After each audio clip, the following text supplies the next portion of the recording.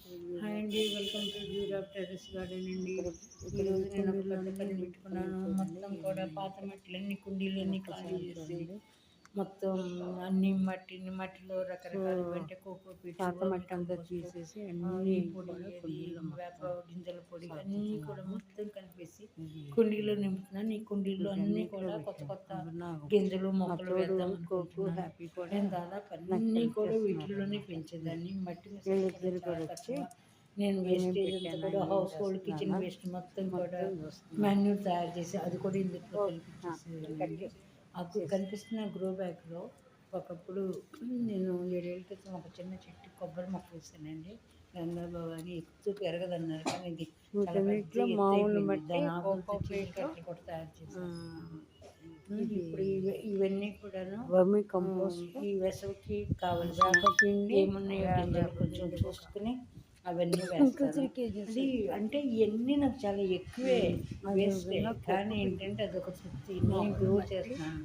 రైతు 70-80 బస్తాలు పండిస్తాడు. పండించిన అదే మాకు ఎండగల తనకు కావాల్సిన 1 బస్తా 2 బస్తాలు ఉంచుకుని మిగిలినవి అందరికి ఇస్తాడు. అది డబ్బుకి ఇవ్వచ్చు, ఫ్రీగా ఇవ్వచ్చు, ఏదైనా లైక్ దట్. నేను కూడా ఇన్ని పండిస్తున్నాను, నేను తింటానంటే నేను మొక్కలు పెట్టాను. అందులో గుప్పుడు కూడా నాకు ఎవరు లేరు. ఇవన్నీ నేను ఏం చేసుకుంటాను, ఇస్తాను, అందరు తీసుకుంటారు.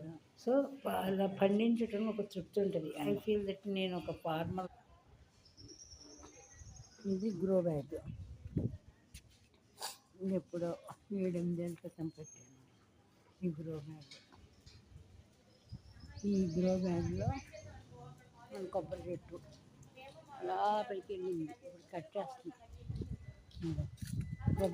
కొబ్బరి ఈకలతో ఈకలతో చీపురు కట్టుకొని చేసేసింది.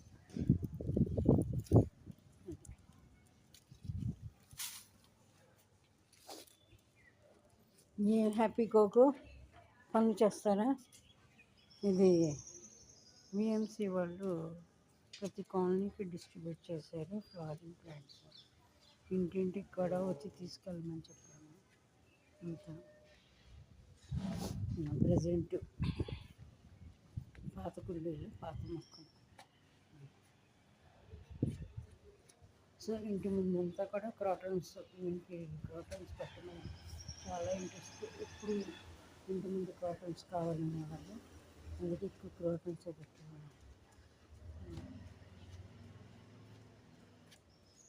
ఇంక ఇవన్నీ కూడా మొత్తం